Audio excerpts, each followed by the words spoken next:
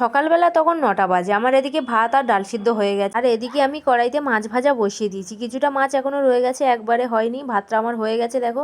আর এদিকে দেখো বাচ্চারা রাস্তার জলে কিন্তু মাছ ধরছিল, ওদের মাছ ধরা দেখে আমিও মাছ ধরতে চলে গেলাম। আর তারপর আমার কি অবস্থা হয়েছিল আলু ভাজা। এদিকে ডালটা আমি পালং শাক দিয়ে করেছিলাম, পালং শাকের ডালটা ফোড়ন দেওয়া হয়ে গেছে। এদিকে বর খেয়ে চলে যাবে তাড়াতাড়ি ঠাকুর প্যান্ডেলে তুলতে, তার জন্য একটা ডিম ভেঙে ওর জন্য ভাজা করে দিচ্ছিলাম।